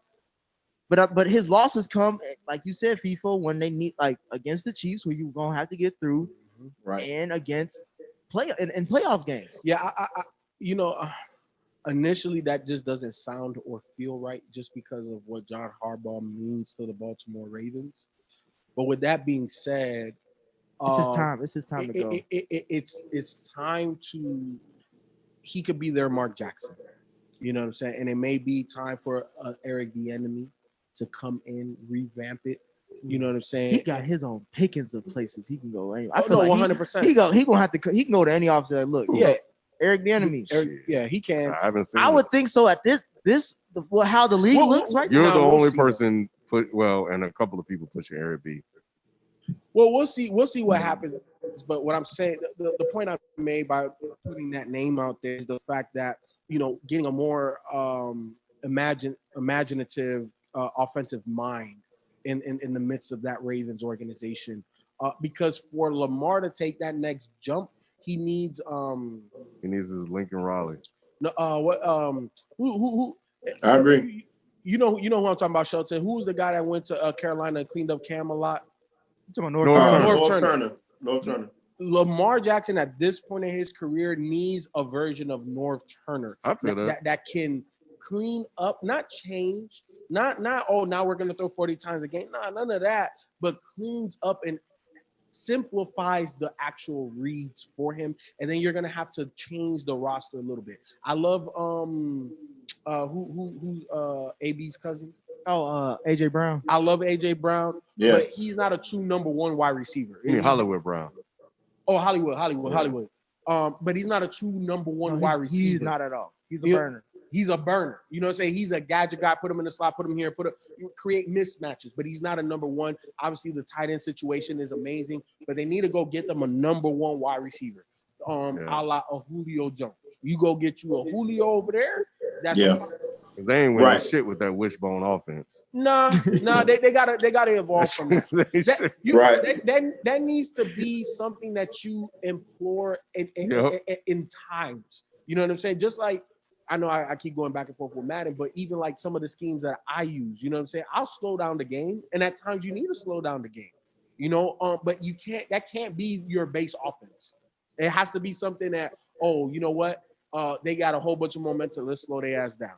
All right, we're on this wishbone. We're gonna keep running. But yeah, man, the Ravens do need to make changes. I don't know if John Harbaugh is on the hot seat yet, but they need to make changes. One of the other teams in the league right now that has a lot of people talking as far as like how competitive they can be for this season is the New York Football Giants. They got the first dub in for the season against the Washington Football team. How many games did they?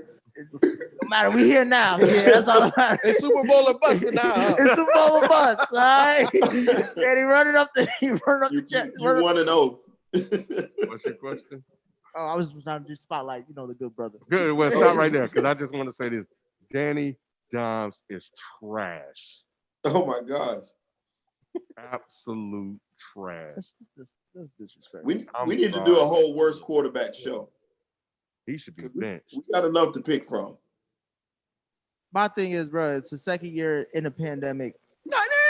You want to use the pandemic? Now you want to use the pandemic? Hey, it's the second year in the pandemic. I said it earlier to see there's no offseason, no training camp. That's huge for a guy coming off his rookie season. So let me ask you this, Dick. Why does Danny Dimes get that, but Tom Brady don't? Tom Brady won 6 titles. Tom Brady's in a brand new system. Well, why does he get that and Sammy Darnold don't? Sam Darnold been trash before the pandemic. That's why the pandemic only helped the Jets. All right, if anything, we don't need to waste our time. Yeah. Is it a mistake for the Dolphins to start Tua, even though Fitzmagic is hot? Oh, the man's brittle. He won't finish the season. I'm scared for him too. I think he'll finish the season. I think here's the thing. I think first and foremost, because Justin Herbert is playing so well, the Dolphins need to know, okay, did we fuck up, or is this really our guy? Right. And it's better to know now, because if he gets hurt, he's hurt. Now, what's going to be the story about us taking a quarterback in back-to-back years? Nothing. This guy's brittle, and we're going to move on. So I think the timing is right. He looked good in the limited action that he had. We gotta know, because obviously Fitzpatrick is not the freaking answer. He balling though. We know how Fitzmagic go. We know how that go, and that's why he's the perfect backup for any team. He's the perfect backup. He could come in, get hot, win you 4, 5, 6 games, go back to the bench, or come back in if he needs to. Like, he's the perfect backup QB. But the Dolphins have to know what it is that they bought with Tua. They have to. Mm-hmm. And I didn't think about it that way. I'll let you take it, Shelton. I was gonna say I didn't think about it that way.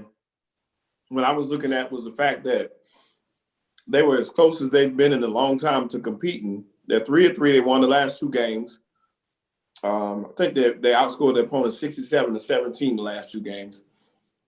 They're playing good ball, man. I wouldn't make any changes right now. I just wouldn't do it. But from what you just said, it kind of makes sense. And don't they have a bye week this week?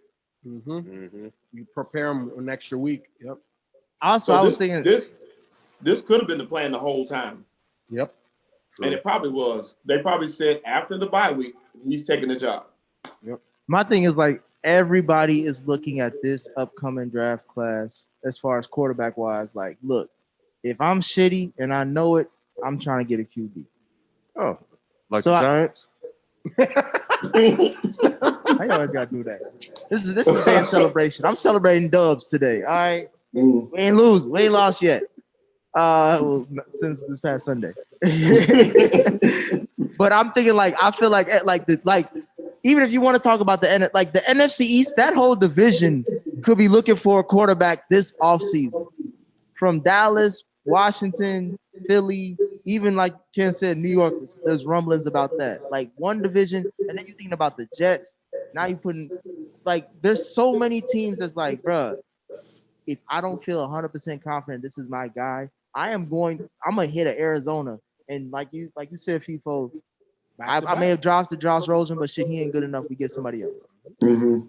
Well, yeah. So I guess you don't know. So put him in and see because you already know what fits. Yeah, you already know. We know what fits is, and I think that this is the perfect time because you're almost.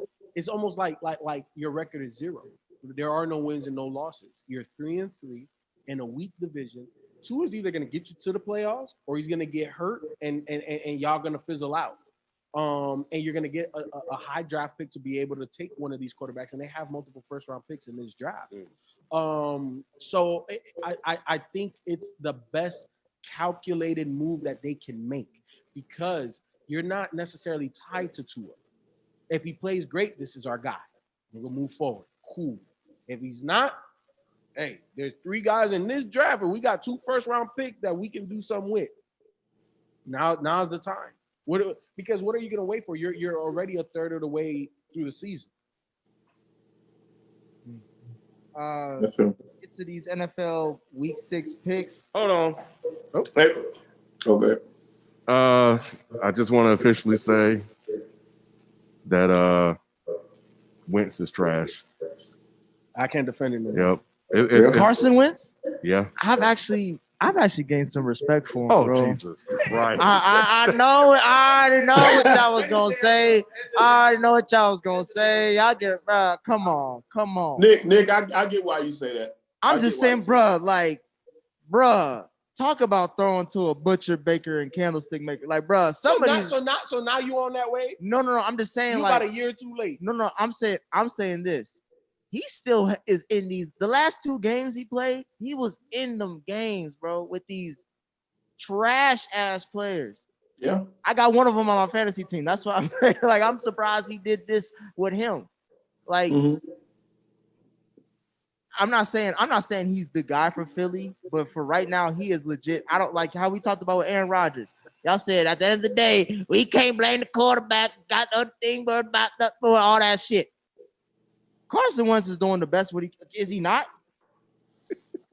Carson Wentz is the tale of 2 quarterbacks to me, though, Nick. Because I kind of get where you're coming from, but half the game he's gonna do some dumb stuff. Half the game he's gonna give you Baker, and then the other half he's more Aaron Rodgers. He's gunslinger, so he's doing a little bit of both. It's just the bad outweighs the good at this point, and they stink. Tired. Wait, hold on. So you know how we were talking about Baker Mayfield? Mm-hmm. Put Carson Wentz there and see what happens. Yeah, In Cleveland, put Carson Wentz there. yeah, you can even put Carson Wentz there. I just. But he makes horrible reads too. Like he makes some horrible reads. It's just like you said, he's pressing, and he's trying to do too much right now. But like I said, Nick, you're right. He's at least making it respectable by coming back. But he gonna mess up. He gonna give you a couple of bones. Well, they already paid his ass. So it's too late. Nick, Yeah. You sound like us, people. It's just kind of crazy. I mean, we spent the whole year, a whole NFL season. Yes, you do make some very valid points. I do probably need to definitely adjust. Don't get PC on me, kid. You said you started off saying he trash. a Go ahead bad and say head But it's just like I feel like every single week there's a discussion about Carson Wentz and what he is or isn't doing. And it's like now I'm at the point like, look, man, by now we know what the guy is, don't we? We see that he has talent enough, to Shelton's point, to elevate, all of these no-name receivers to being able to win. But at some point, when is that going to carry over? Because, now we can evaluate the organization and say, okay, when are you going to get this guy some real weapons? But based on his decision-making now, what is he going to do with the weapons? And I think that's the thing.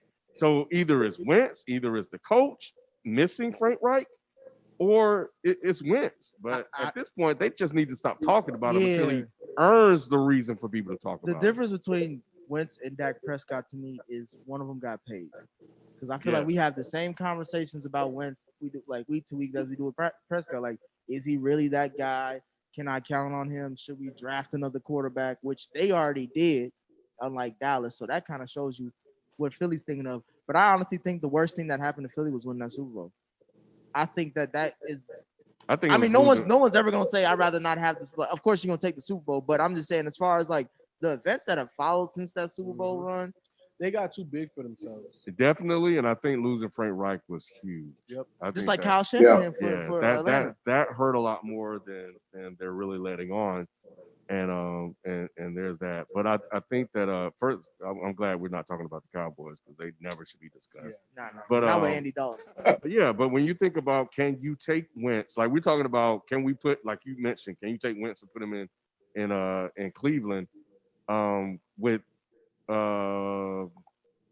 I don't even know if Stefanski is a good coach, so let me not even say that. I like him. I like him. I do like him. Out of all of the recent Cleveland Brown head coaches, I think he's the best. That's not saying much, but I agree. Can you basically the sort of the sentiment of what you're saying is, can you take him out of a situation with nothing and put him into a situation where he has something? Yep. So then if you're just giving him weapons and running back and a defense and adequate coaching, that's a problem. Then you got something there. You say he's only trash in Philly? Well, I'm not gonna do. I love Philly, so I'm not gonna say that. I think what it is that the personnel.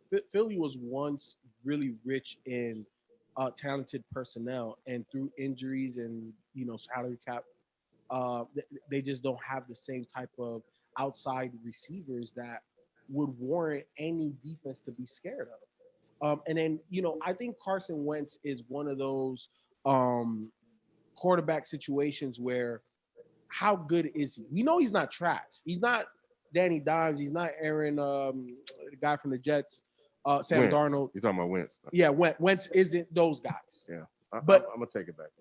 But is he? Like how good is he? We seen him really ball out, but then we've also seen him, like to Shelton's point, make just what did you see there? So that's the question, and that's the reason why I say you put him in a different scenario with talent, because he's at bare minimum middle of the pack quarterback, and we've seen him play as a top 5 quarterback. So realistically, he's more of a 12 or 10, 11 guy. Yeah, I'll take that all day with a talented roster around him. He does not have that in Philly, and I think without that, like I said about a year or two ago, Russell Wilson is an 18-wheeler, and he pulls the trailer. Sometimes you need help pulling that trailer. Carson Wentz is not a fucking Mack truck. He's just not. Yeah. He needs help pulling that shit. Shout out to Joe Burrow. We almost got the dub. Hey, he balling, man. He balling. Hey, he got don't tell Shelton that. Because y'all need to cut it out, man. He had a great quarter. That's it. He had a great quarter, and he didn't do nothing else. And then he even throw a touchdown pass in that game. Come on, man. Yeah, he throwing for 300 empty yards. That's empty calories. Now remember when he was saying he don't know when he's gonna throw for 300 yards. Yeah, he said he can't throw past 20 yards. No. I said he won't throw the ball down the field past 10 yards. I still all right, and he did that. He does not throw the ball downfield. He dink and ducks his way down the field. He threw a deep pass to T. Higgins. How many 300-yard games does he have? He has like he got a few. He got a few, but how many touchdowns did he throw for? None. And when it mattered most, what did he do? He nutted up like he do all the time. That's what I'm saying. 5th game in the league. And he nutted up in the 5th game in the league. He had one game. One game where he played ball, man. Come on, man. Yeah. See, like I said, he makes plays. He'll flash every now and again. I'm not saying that this man is trash into the level of Danny Dimes. I'm not gonna say he's to the level of Danny Dimes, and that's I think that's where I misunderstood. You ain't got to bring up Danny when you talking about Joe. We talking about Joe. But the man, yeah, that's true. But the man is not on the level even of a Justin Herbert. He's not there. He's not. Justin Herbert is in a whole totally. Was Justin Herbert drafted to the worst team in the NFL? Coaching. Yep. Too. It doesn't matter. Better coaching, better offensive line, better weapons. If you flip those players, he would have a better record. I just think so. I think Justin Herbert's a difference maker. If you flip those players, the records are the same. Yep. Yep. Different. Joe, to me, Justin Herbert's just a better player. And no, he hasn't been winning the game since he's been playing, but he's making a difference. That's what I'm talking about. I look for a quarterback that really makes a difference. This guy ain't throw no touchdown passes in that game. He hasn't won a game, Sheldon. He was 25 or 30. The guy you're saying is who's better has not won a game with a better organization. He didn't say he's better. He said he's making a difference. He's making a difference. He said he's making a difference. He's making a difference. He is. This guy is 25. Y'all need to watch a couple of these games. We're gonna sit down. The only quarterback Justin Herbert is better than is Phillip Rivers, bro. Come on, man. We're gonna sit down and we're gonna Phillip Rivers. And Kyle Allen. Shout out to Kyle Allen for going out there and getting that ass. Kyle Allen been getting his ass beat. Hey man, put Haskins back in there. The hell nah, leave him out. I don't want to get the brother get hit 25 like or that. 39, 313 yards, empty calories, and 1 interception, no touchdowns. He's just not getting it done. I mean, he's not to me. I mean, he'll make a play. You're insane. Herbert's not getting it done. You're insane, Shelton. Great game, T. Higgins. Wow. And I'm not, once again, I'm not saying the kid don't flash. He makes a play every now and again, but he is not what y'all saying he is yet. You've been shitting on Burrow balling out in the league. For me to ball, this guy's got to be throwing. But he loved him at LSU. Huh? What you say about exactly? You already said you loved him at LSU. No.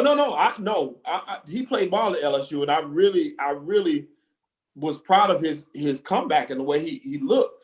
But what I'm saying is this guy gets heat praises, and he's not doing it. He's just not. He's making a lot of the same bonehead errors we talking about. He's doing it. And yeah, he's a rookie, but he's a starting quarterback. He's one of the 32 starters in the NFL. So he's judged on that level. Think about it. Why are you not judging Herbert on that level then? I am. Then how is he better? Because how is he making more of a difference? He's not making those mistakes, and he's making plays. He's throwing the ball down the field. He's throwing impossible touchdown passes. He's doing it. This guy's not. He's not. He's making. Herbert's good. Solid. Stop shitting on Burrow though.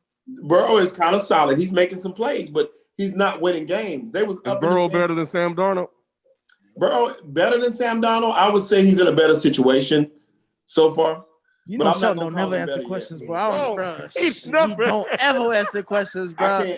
Hey, bro. He's a salesman by nature. Boy. I can't call him Sheldon Coney Barrett. Hey, Sheldon, if I ever get into some trouble, I'm calling you up. You ain't never gonna snitch on me. But you know what? I to be honest, I would take him over Sam Darnold. But I like I said, I just don't think he's where everybody says he is. I wouldn't take him over Justin Herbert. Would you? Yes, I would. That's why the Bengals did that. Y'all tripping, man. Y'all ain't watching the game. I would. Y'all ain't watching them games because I've watched this kid play, and I've seen the Chargers play this year. That dude nice, man. That dude nice. He making plays. They nice. They're gonna be nice at number 1 pick because they ain't winning shit either. No, watch him. Come on, man. That boy playing ball, man. Let's get to the picks. All right. 4 touchdown passes in his last game. Huh? I said 4 touchdown passes in Herbert's last game. Yeah, he balling. Yeah, and it ended up with a 1 L. That's what it did. All them touchdowns, that's an L. You see that? If you throw for 4 touchdowns and no interceptions and you lose a game, is that really on you? No one said that. All I know, I just asked the difference. If you throw 4 touchdowns, you still lose the game. That means you ain't make a difference. But Burrow that's what I'm saying. But Burrow throwing no touchdown passes. Y'all saying he balling? Burrow could have won the game. But no, Burrow did not win the game though. Burrow had a great first quarter, and he did. He played great in the first quarter. He didn't throw a touchdown pass, but he played good. All I know is one quarterback has a win and the other one doesn't. Yeah. Man, one quarterback is flashing, the other one's not. Well, let's get to these picks. I like them both, but I'm just saying you need to stop shit. Really, let's go to the picks. Week 5, we all just got 1 point because we didn't. Outside of the Chiefs. Damn, how did I miss that bad? Actually, no. Sheldon got 2. Sheldon and B actually got 2. They both picked the Chiefs and the Steelers. That's what I get for betting on Whitey. So this week is gonna be a little bit tougher. Week 6 picks. We got Pittsburgh at Tennessee. Who y'all got? Man, you already know, man. Steelers, you already know. That black and black. Well, in the words of Wiz Khalifa, black and yellow, black and yellow, black and yellow, baby. Yes. Tomlin gonna prove the Steelers gonna prove what I was saying about the Titans. Yeah, they're gonna hit Derrick Henry in the legs a couple times, and it's gonna be a different ball game this week. Devin Bush is out, you know that, right? Yeah. It's fine. They think about how many players they've been missing before. This is the Steelers. Yep. This plug and play. Next man up. And we're talking about the best side of the ball for this team. And also, what's the number one thing that the Steelers do? Play the run. What do the Titans want to do? To me, this is a game of matchup. Right. And I think that this is going to be the opposite. The Steelers are going to wear Derrick Henry down over the course of the game. I don't think there's many defenses that can do that. They're one of the few. And I got the Steelers. Is this the makeup game? No. I think so. Yeah, Is it it? is. It It's is. not. Yeah, I because don't they're supposed to play think so. earlier. Remember they were going to play the Titans? Yeah. It is Yes, make they it were. I'm going with Tennessee. I think to Ken's point, I do want to respect the Steelers, but they just been beating up bums. So this is their first legit test. If they can get past them, then they got my attention. That's but fair. Especially since it's on the road too, this will be a big test for them. And they probably that COVID there too. So I don't know. Yeah, they probably gonna spring a little bit cold. They gonna treat them like this shit like smallpox, like how the white people did Native Americans. They will give blankets of COVID. The next game we got Seattle at Arizona, division rival, two of the best black quarterbacks in the NFC. FIFO, did you pick? Yeah, I said Steelers. Okay. Seattle, Arizona. Who you got, Shelton? It's gonna be a tough game. I'll say that, but I think Arizona gonna pull it out. I do. I think that Kyle is gonna play the game of his life. Russell gonna do what he do, but I just think Kyle is gonna pull it out. I'm actually going Seattle.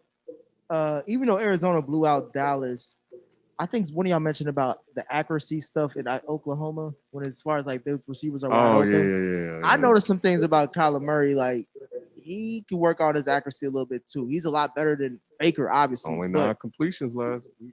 But That's all he needed.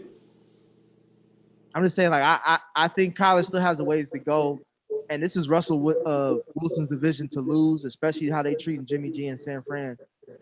So I'm going with Russell, Seattle. Yeah, give me the MVP. I'll take the best quarterback in the league. So let me go ahead and go with Russell Wilson. Because first of all, we know Dallas is trash. Second of all, so they didn't win that game because of Kyler Murray. You know, That defense was just that bad. yeah, we talking about all those fumbles and Andy Dalton. Come on, man. Last game, Green Bay at Houston. Two quarterbacks coming off of losses. Damn, Nick. Man, it's tough. Man. Come on, man. Pick 'em. You gotta pick 'em. I'm gonna go Green Bay. I think they're the more experienced, ready now team.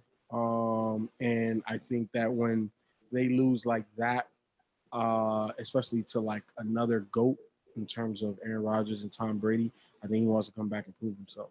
So, and if there was one game I had to pick, as much as I love Deshaun and how clutch he is, I'd still pick Aaron Rodgers. Last time I picked the white man over a black man, it didn't work out so well with Buffalo.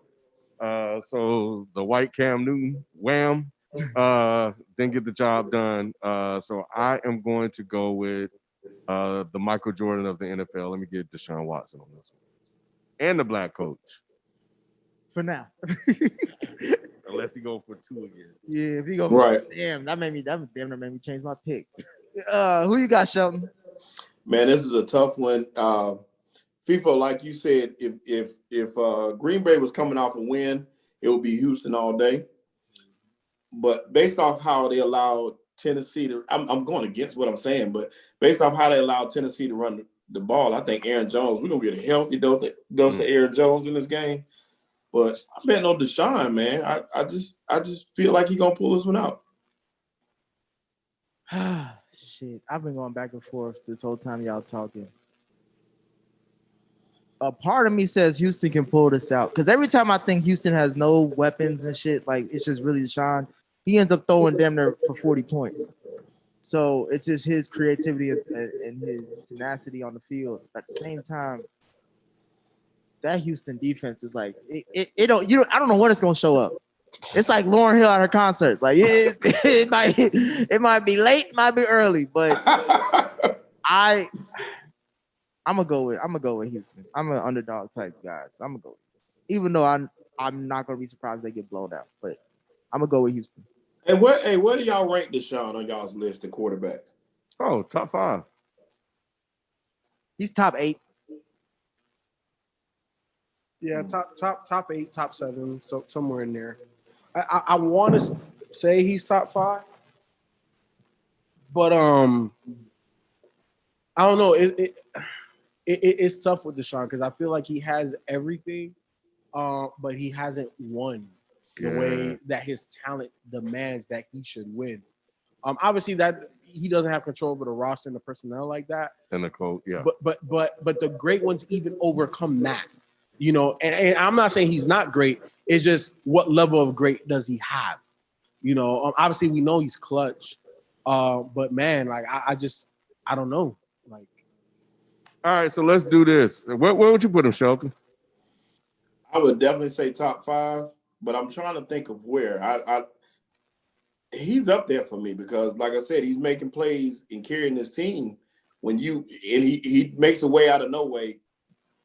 So it's tough to say. I think we should do that starting next week. Let's rank the quarterbacks, but we do 5 at a time. So do you think? I'm with it. Let me ask this to the crew: is Deshaun this season better than Lamar? Yes. Yes. I know that's what you're going to ask. Yes. Yes, he is. Yep. I think. Yes, he's better than Lamar, but I don't know how much better he will be. Like once, obviously this is going off of Lamar's progression, but I want to see like if Lamar can progress like how we thought he was going to do this season, like a little bit more. Like there will be a time where I think Watson is kind of. Have we seen the ceiling of Watson? Like how much better can Watson get? That's what I'm asking. As far as like in comparison of how much better can Lamar get? So I think Watson's ceiling is a lot closer than Lamar's ceiling. But I think Deshaun Watson's play style has a lot more longevity.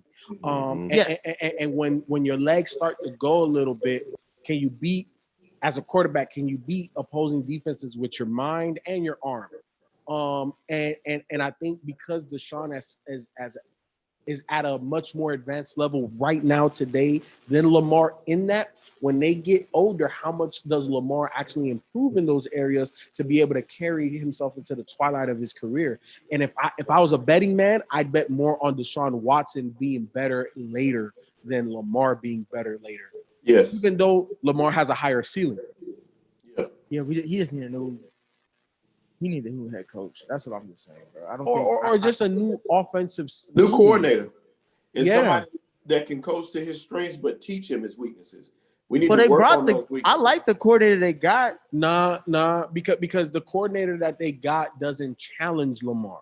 Right. All they did was like, hey, you do this great. We're gonna put this on Front Street, and Right. everything you don't do good, don't worry about that because they're not gonna be able to stop this. It's the same career path that we went on with Mike Vick. The same thing. How he just played out of his mind because he was super athletic, and he played his strengths so well. They just kind of let him do it. You know what I'm saying? And they didn't spend the time working on developing the aspects that he needed to work on. Same thing with Cam. They did the same thing.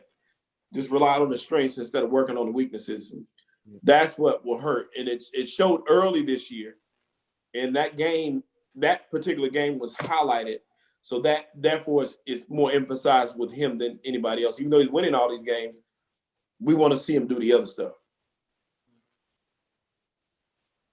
Well, all right. That's all the questions I got for this week. Cool. Well, shout out to everybody that came through, man. Make sure you guys subscribe to the channel, man. Yes, sir. Hit the like button too, and share it with some folks. We got, as always, every week lively as usual. So, and next week we're gonna do our top 5 quarterbacks. So, the dead end, I don't know. I gotta figure out a name for it, but We'll figure it out. yeah, we'll figure that out. So we'll catch you guys next week. We out. Peace. Peace. Hey, follow your boy on Twitch, FIFA 24/7.